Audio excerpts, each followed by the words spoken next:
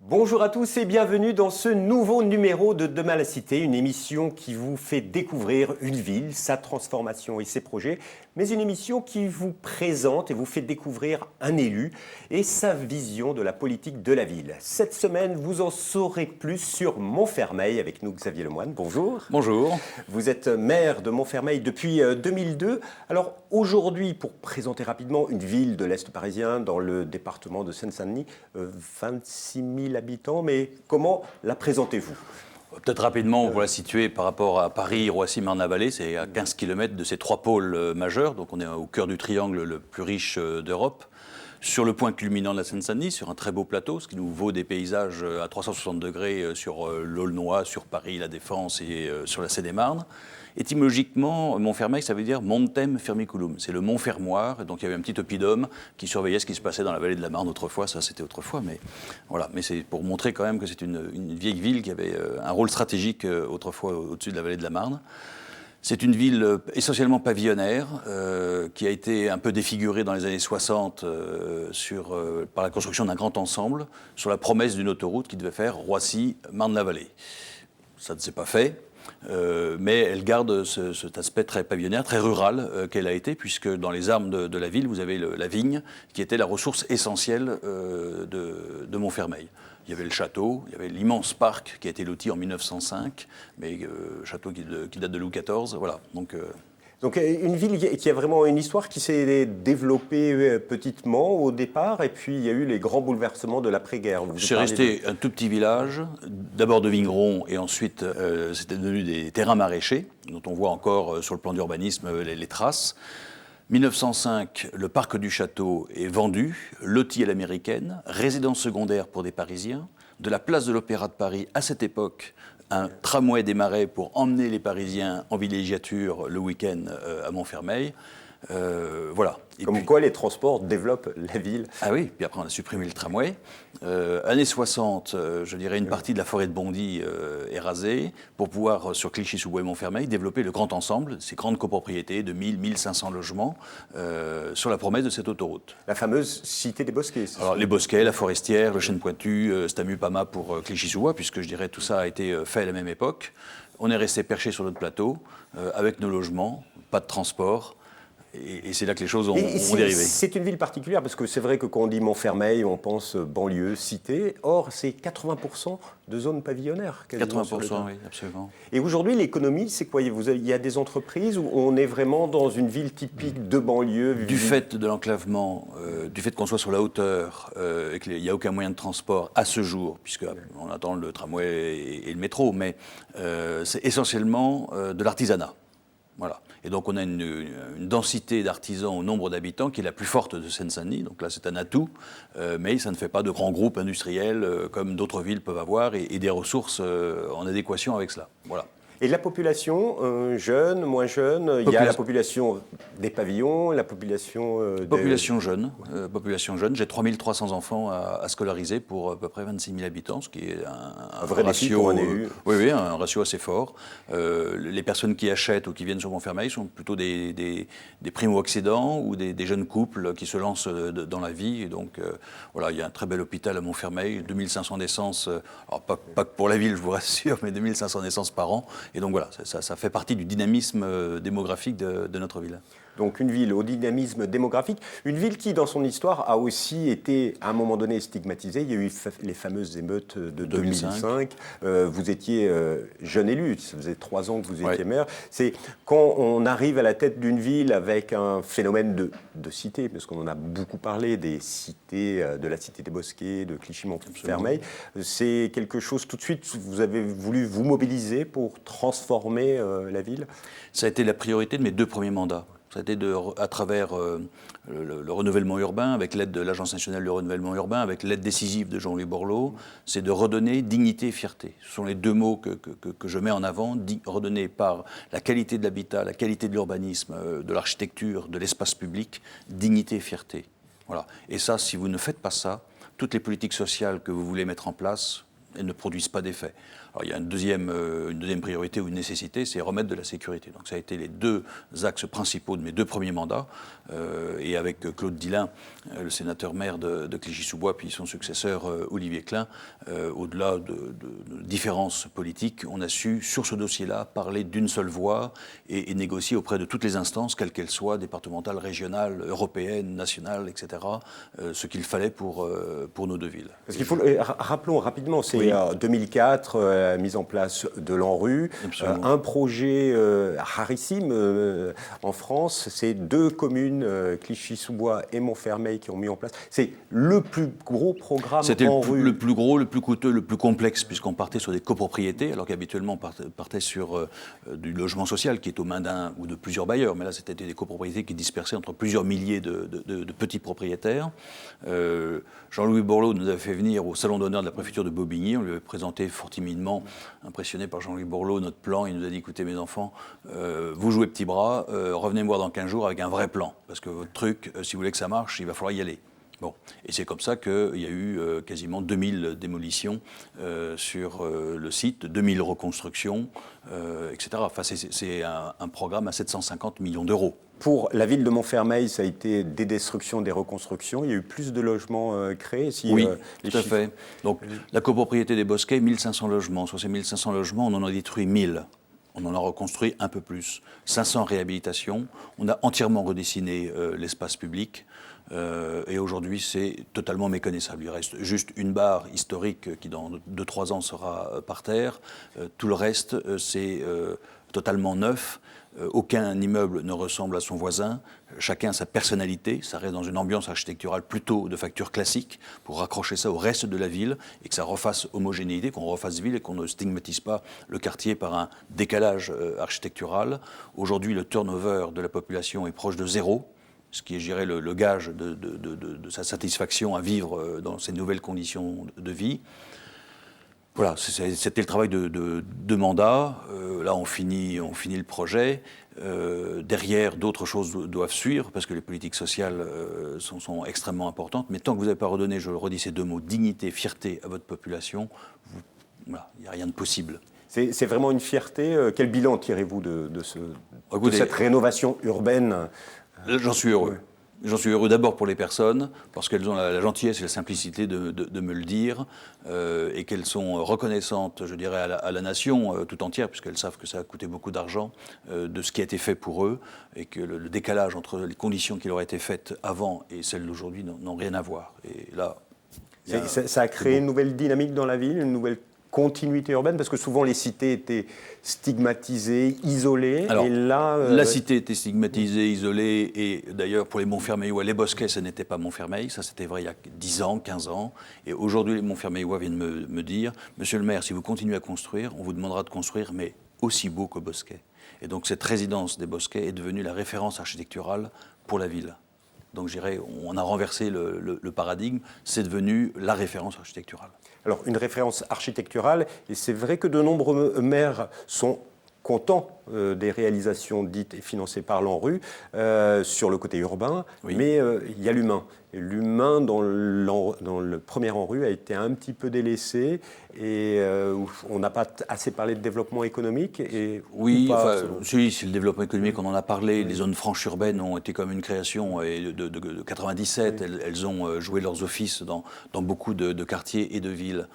Non, je crois que le grand regret de Jean-Louis Borloo, après l'ANRU, ça a été de ne pas s'attaquer aux défis éducatifs. Et effectivement, le grand projet de ce mandat, c'est le défi éducatif. Il se trouve que les communes, depuis la crèche jusqu'à la mission locale, donc en fait de la naissance jusqu'à 25 ans, par les centres de loisirs, par les activités culturelles, sportives, etc., par les temps scolaires, par les temps de cantine, etc. Nous sommes au contact, en fait, tout le temps, de 0 à 25 ans avec nos jeunes. Donc j'ai rebâti un continuum éducatif de 0 à 25 ans, dans lequel les parents sont intégrés, sont remis dans leur rôle de premier éducateur de leur enfant. Et on essaye vraiment de profiter du moindre laps de temps où les jeunes sont à notre contact pour qualifier le plus possible ces moments-là, voilà, que ce soit éducatif. Mais ça, c'est une politique dite municipale ou vous trouvez de l'aide avec des plans de cohésion sociale? Je trouve de l'aide avec l'éducation nationale qui a vu l'intérêt, effectivement, qu'on soit sur une co-élaboration de l'éducation des jeunes, avec la caisse d'allocation familiale, avec le département. La région vient aussi nous aider, donc c'est une coproduction, mais c'est vrai que c'est nous qui en sommes maîtres d'œuvre. Et ça passe par quels éléments? Par exemple, concrètement, c'est des temps d'éducation avec des jeunes, c'est des ateliers, c'est des animations, des événements. Voilà. Est-ce que le temps du repas scolaire, c'est juste je surveille à la cantine et ensuite ils vont jouer dans la cour? Est-ce que je profite de ce moment où il y a 2 heures pour venir avec des malles pédagogiques thématiques et pouvoir initier les enfants au jeu du cirque, à l'histoire locale, à telle technique manuelle, etc. Et comment je peux être en complément des programmes qui sont les leurs à l'école?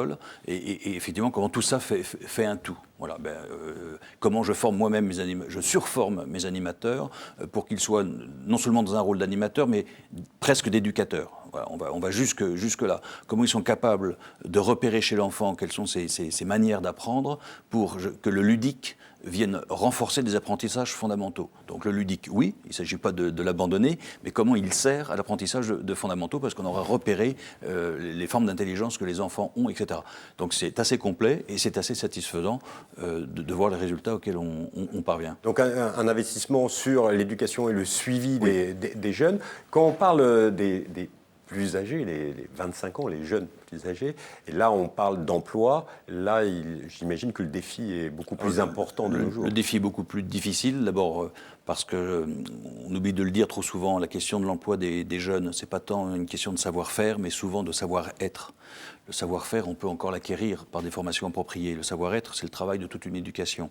Et les retards ou les manques, entre guillemets, enfin, sans jugement, mais qu'il peut y avoir, sont plus difficiles à corriger. Donc le temps est plus difficile. L'enclavement de la ville nous tient à l'écart. Enfin, il y a en gros 40 minutes de plus de transport. Le patron dit, voilà, quand il y aura une grève des transports en commun, qui je suis sûr ou plus sûr d'avoir arrivé à l'heure, l'enclavement, l'éloignement joue un deuxième rôle. Et ça, je suis un peu démuni. Je ne suis pas encore satisfait de ce qu'on a réussi à faire. C'est pour ça que je reprends les choses le plus en amont, puisque effectivement, pendant un temps, je me suis dit, on va mettre sur la mission locale des moyens supplémentaires, ok, mais sauf que les situations dont on héritait, elles s'étaient construites avant. Donc c'est pour ça que je suis remonté depuis la crèche et que j'essaie d'être dans un continuum éducatif, parce que je dirais à 18 ans, ou même à 14 ans, quand certains jeunes commencent à être décrocheurs, à partir de la petite délinquance, après pour récupérer, c'est extrêmement long, et ce sont des choses qui se sont construites, hélas, dans l'enfance, dans le primaire et au collège. Donc voilà, ça c'est l'action de la ville auprès des jeunes et des citoyens, des futurs citoyens de la ville. Vous nous avez parlé de ce grand projet en rue qui a métamorphosé une partie de la cité des Bosquets. Il y a un autre projet qui est en cours, c'est celui de la ZAC Cœur de Ville, qui a commencé en même temps que l'ANRU aussi. Tout à fait, puisqu'on a la chance de disposer encore de grandes parcelles foncières, et puis d'un centre-ville ancien avec du cachet, puisqu'il y a encore des bâtiments qui datent de 1750. Donc pour vous dire que c'est une ville d'histoire, avec des petits châteaux, ça a été une ville bourgeoise autrefois. Et donc là, on est sur ça fait 15 ans qu'on est également dessus, sur la requalification du centre-ville, sur l'arrivée d'un certain nombre de programmes immobiliers. Il y en a déjà eu 350 d'arrivée, il y en a à peu près 500 dans les tuyaux actuellement. Et comment on refait de ce centre-ville, qui est un centre-ville rural, il ne faut pas oublier, donc d'où l'existence de toutes ces parcelles disponibles, comment on en refait le centre de gravité démographique d'abord, économique après, de la ville, autour duquel les 3 autres quartiers, les Bosquets, on vient d'en parler, et puis il y a l'ancien parc du château qui s'appelle Franceville, et puis le quartier des Coudreaux qui est en contrebas, dans anciens marécages qui sont devenus... Quelle est votre vision de la ville? Comment doit être Montfermeil à l'avenir? C'est un centre, plusieurs centres, c'est un centre autour duquel les 3 quartiers que je viens de vous citer gravitent, mais plus que ça, c'est comment dans cette configuration, 15 km de Roissy, de Marne-la-Vallée et de Paris, là où les choses se passent sur le plan économique, sur le plan culturel, comment on rend la ville suffisamment attractive pour que les salariés qui ont à trouver un emploi sur ces 3 pôles se disent tiens, pourquoi pas Montfermeil. Alors aujourd'hui, j'en conviens avec l'enclavement, c'est compliqué. Demain c'est 2019, c'est le tramway T4 qui arrive, et en 2023, c'est le Grand Paris Express qui arrive. Je prends un exemple. Aujourd'hui, aller à l'université de Marne-la-Vallée, transport en commun départ Montfermeil, c'est plus d'1 heure. Demain, avec le métro, 6 minutes. Donc 6 minutes. Voilà. Donc, comment dire aux jeunes, si aujourd'hui Marne-la-Vallée, par la distance, vous est quasiment fermé, demain vous êtes à 6 minutes de Marne-la-Vallée. Mais autour du pôle universitaire, il y a 30 000 emplois qui vont arriver dans les 10 ans. Comment les salariés, les 30 000 emplois qui vont venir, se disent tiens, à 6 minutes, j'ai une petite ville sympa, sur un point culminant, avec plein de parcs, plein de forêts, énormément d'espaces verts, et comment voilà, j'en fais l'endroit, plutôt que de m'exiler à 15 km ou 20 km dans un petit village de Seine-et-Marne, j'ai rien contre la Seine-et-Marne, mais comment à 6 minutes de métro venir à Montfermeil. Voilà, donc au-delà du fonctionnement propre de la ville sur elle-même, qui est intéressant, c'est comment l'attractivité de la ville se fait savoir pour qu'à 15 km de là, des gens se disent ah, ok, il y a peut-être un truc à vivre à Montfermeil. Donc c'est le grand bouleversement pour la ville dans les années qui viennent, oui. Les transports. Alors absolument. Le T4, il est annoncé pour quand exactement ? Fin 2019. Fin 2019. Fin 2019. C'est les premiers rails ont été posés la semaine dernière à Montfermeil. Voilà, donc sur une place Notre-Dame-des-Anges, vous avez des rails qui ont été posés. Ça fait un peu ubuesque pour le moment, mais ils vont être accordés aux autres et ça ira bien. Ça a été une longue bagarre pour... Ah, ça a été un combat féroce, d'une très grande violence. Inutile de refaire l'histoire, il y a prescription et puis les choses ont changé, donc je ne vais pas raviver des contentieux politiques extrêmement lourds où quelques collègues indélicats ont pendant 10 ans retardé l'arrivée du T4 et failli compromettre tous les travaux que nous faisions entre Clichy et Montfermeil. Maintenant, c'est derrière nous. Oui.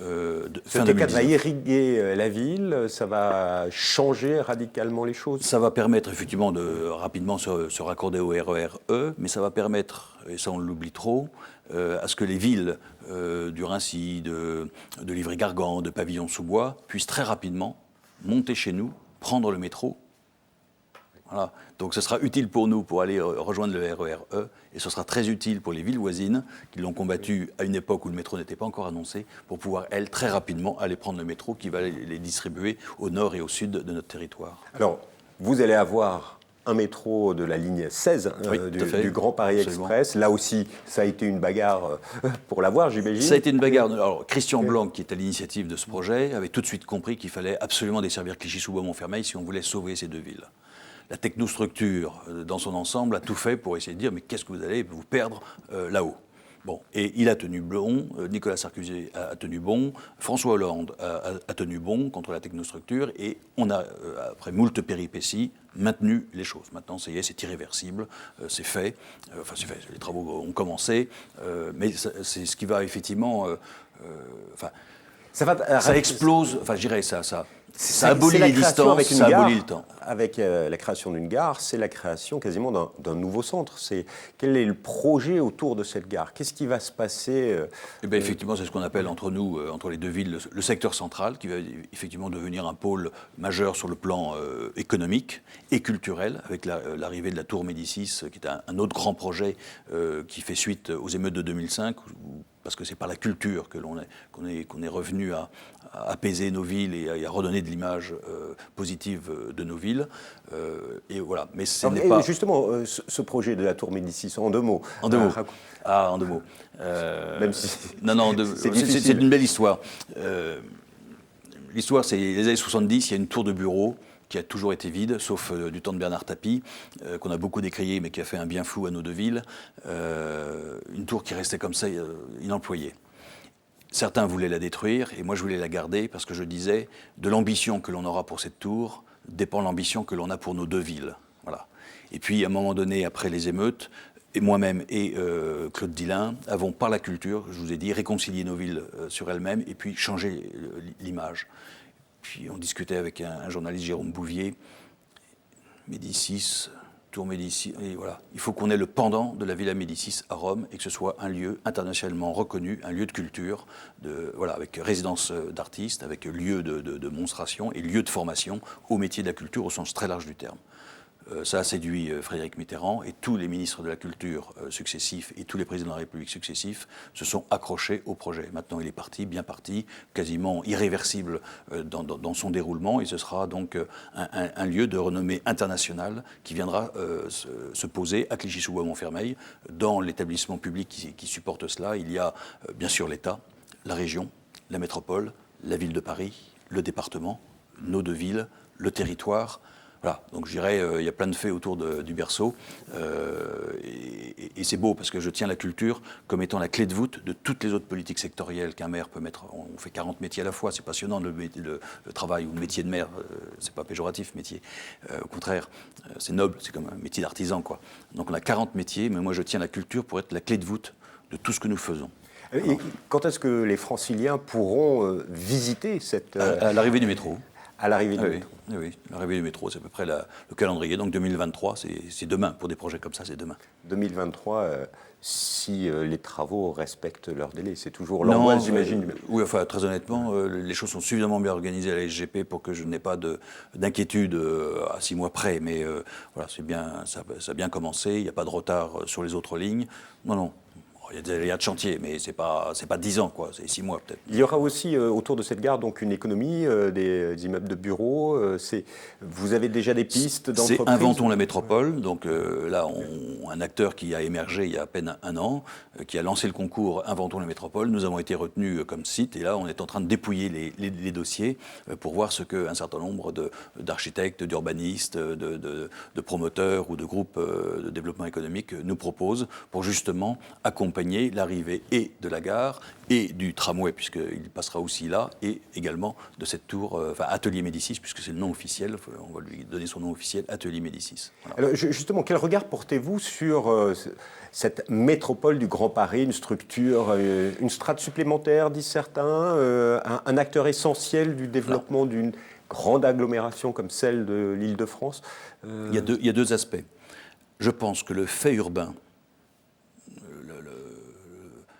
là où on est en zone dense, mérite une gouvernance particulière.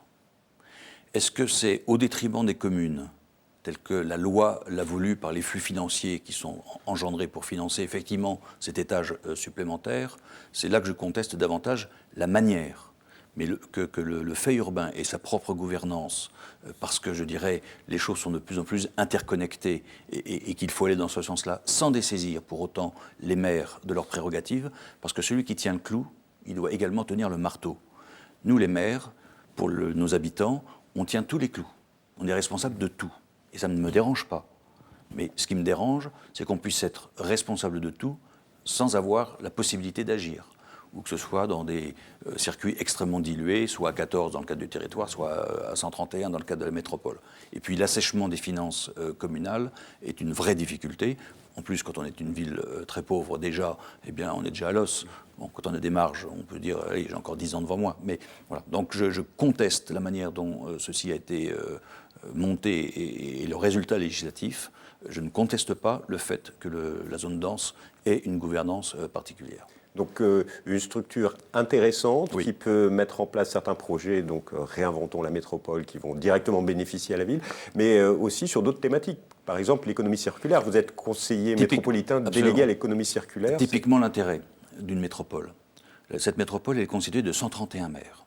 Si les 131 maires différents se lancent dans l'économie circulaire, chacun à sa manière, c'est intéressant, mais ça n'a pas d'effet masse. Si maintenant la métropole sur l'économie circulaire dit on va s'orienter sur, par exemple dans la filière bâtiment, sur le réemploi des matériaux de déconstruction, et que ça fait à l'échelle de 7,5 millions d'habitants, là vous pouvez rentrer sur des process industriels qui ont une rentabilité économique et qui peuvent même donner à nos entreprises une avance technologique par rapport à d'autres pays. Et donc l'intérêt, c'est de jouer entre la vision que chaque maire défend pour sa commune, mais qu'on puisse mettre un certain nombre de sujets en résonance pour avoir un effet levier extrêmement important. typiquement pour l'économie circulaire. C'est ce que nous sommes en train d'organiser avec des référents techniques, des référents politiques, pour qu'on puisse amplifier les incitations que l'on porte au niveau de la métropole. Et c'est plutôt bien parti dans ce sens-là. Au niveau de la métropole, ou on va dire de la région de manière générale, puisque c'est la région Île-de-France, c'est une grande, très grande agglomération, même s'il y a des zones rurales. Quels sont les enjeux pour vous? Non, mais pardonnez-moi, même s'il y a des zones rurales, non, même si. La région a, je dirais, cet atout extraordinaire d'avoir cette zone dense, mais d'avoir un territoire rural extrêmement important. Ce n'est pas même si. Il est très important.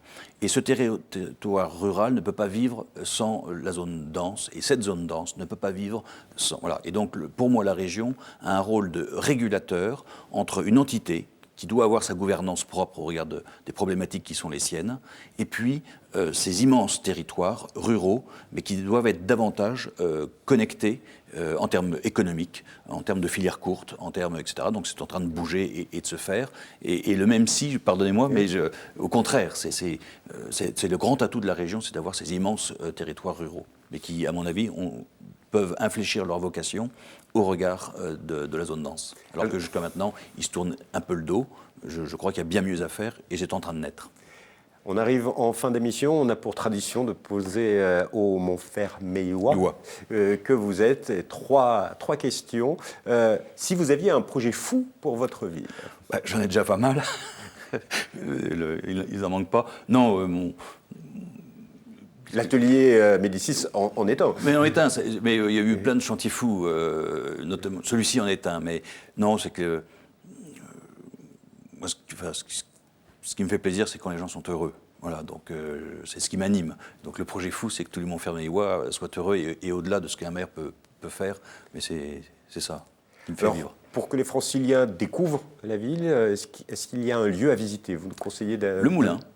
Le moulin de Montfermeil qui a été reconstruit à l'identique du plan de 1740 qui surplombe la vallée de la Marne et qui est très intéressant puisque je dirais il fonctionne. On a une licence des moulins de Paris pour moudre je ne sais pas combien de quintaux de blé par an avec une équipe de passionnés qui vous décortique tout ça devant les enfants, les adultes et on y passe des heures et des heures de manière passionnante. Alors il faut s'en renseigner sur les heures d'ouverture mais c'est un très très beau lieu. Très beau lieu, intéressant. Et s'il y a un événement à ne pas manquer sur la ville que vous nous conseillez? Il y en a deux. Il y a le défilé Culture et Création, qui est ce défilé de mode qui a été inventé après les émeutes, justement pour réconcilier la ville, réconcilier les communautés entre elles. C'est le plus beau moment, celui où je me sens le plus utile. Et puis il y a un deuxième magnifique moment, c'est le Son-Lumière de Montfermeil, 300 bénévoles qui depuis plus de 22 ans portent différents spectacles. Ça a été pendant un temps Les Misérables, puisque Victor Hugo situe l'auberge des Thénardier à Montfermeil, et maintenant c'est la Dame aux Camélias, qui est un très très beau spectacle, et c'est fin juin, début juillet, très très beau moment. Voilà. Monsieur Lemoine, merci. Merci à vous. Merci beaucoup de nous avoir fait découvrir votre ville autrement. Ça se termine. Vous pouvez retrouver bien sûr l'émission sur notre site internet www.demain.fr et moi je vous dis à bientôt pour un nouveau Demain la Cité.